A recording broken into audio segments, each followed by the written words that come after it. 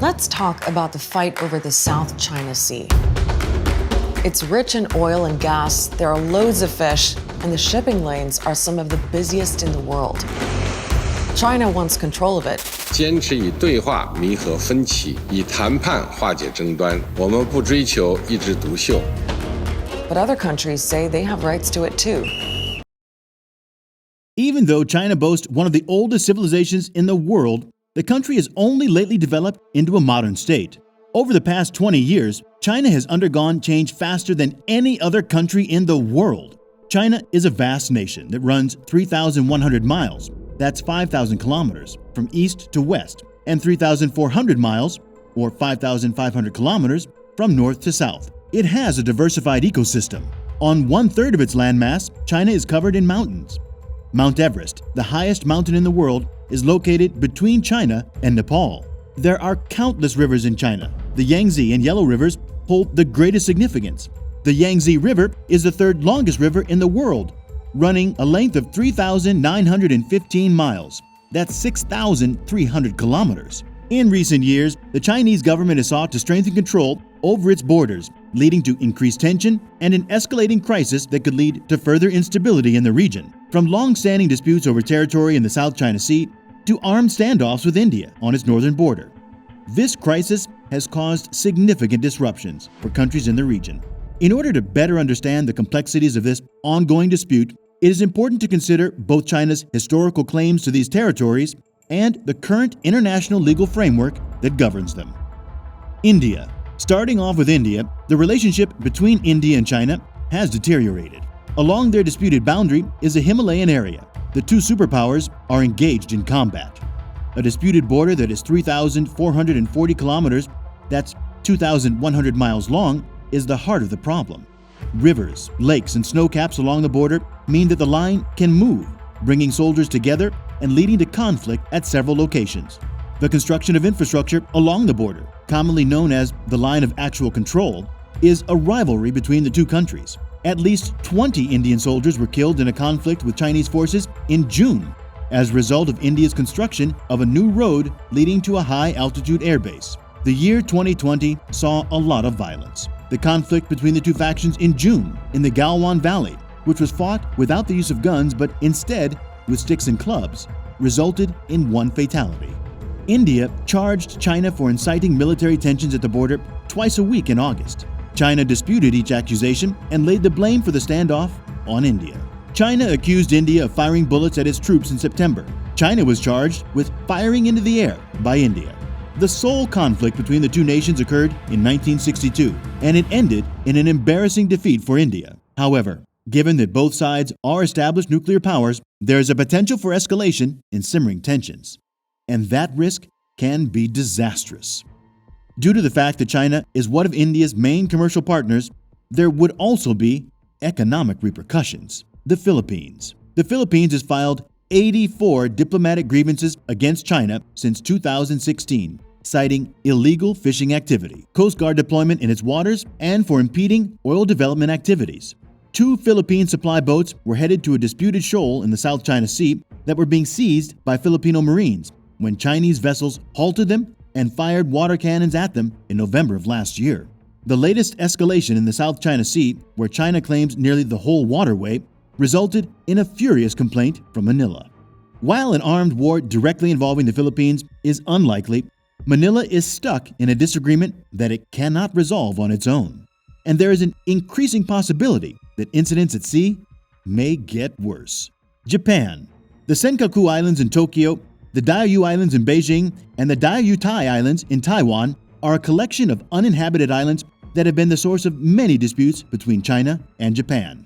As evidence of oil riches in the area emerged in the 70s, China started to dispute its authority over the islands. Between 1969 and 2010, the population of China increased by 585 million, or 4.5 times the population of Japan.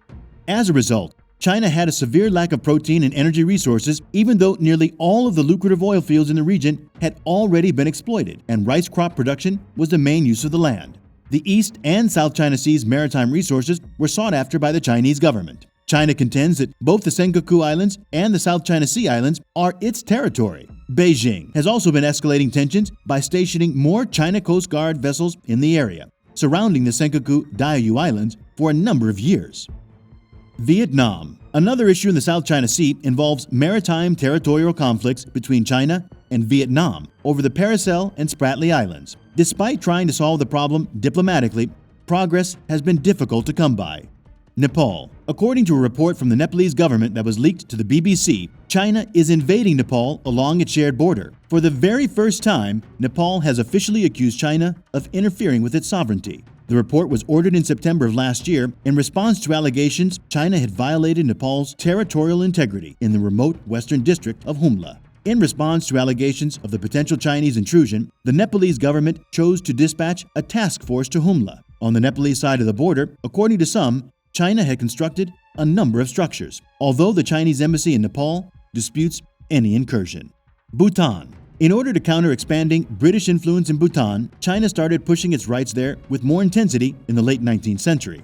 Bhutan was allegedly included inside the legitimate frontiers of China, according to Mao Zedong in 1930. The People's Republic of China was even more adamant in making these assertions. On official maps, portions of Bhutanese land were labeled as being in China. In addition, China briefly took control of 8 Bhutanese enclaves in western Bhutan during the conquest of Tibet. Both Chinese intrusions into Bhutanese territory and China's construction of highways across the disputed regions have persisted. Bhutan's border villages were taken up by the Chinese when the British left. Those territories have been contested since 1947. Due to the ongoing border conflict, Bhutan and China do not maintain official relations. Indonesia. Another conflict in the South China Sea is the one involving China and Indonesia. China, meanwhile, alleges possession of over 3.5 million square kilometers, or around 90% of the sea. China has frequently urged that Indonesia suspend a project to collect oil and natural gas in the area, arguing that doing so would violate its territorial seas. Laos. The boundary begins in the west at the Mekong's tri-point with Myanmar and travels south along a number of erratically drawn overland borders. The border then makes a sudden bend to the east and travels further overland before making a steep turn to the north and traveling in that direction for a while before making another sharp turn to the east and coming to an end at the Vietnamese tri-point at the Shicheng Dashan Peak. Minority ethnic groups predominate on both sides of the boundary. The provinces of Luang Namta, Odmakse, and Phongsalei are located on the Laotian side of the border, whereas Yunnan is responsible for the entire Chinese side. However, China asserts that it has historical jurisdiction over a sizable portion of Laos based on Yuan dynasty precedent.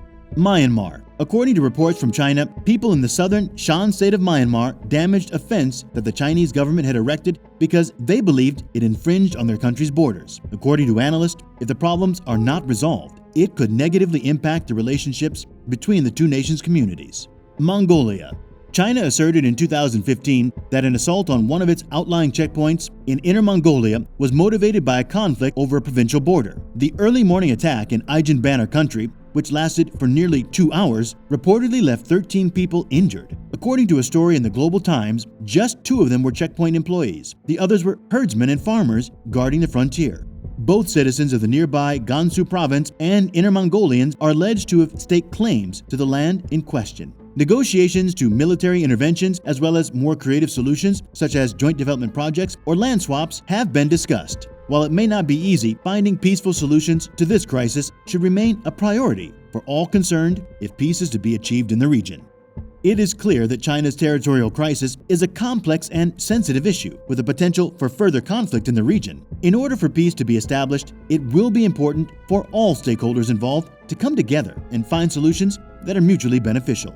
Here comes the end of the video. What do you think is the main reason for China's territorial disputes, and what solutions should it opt for? Let us know in the comments, and don't forget to like and subscribe for more entertaining videos.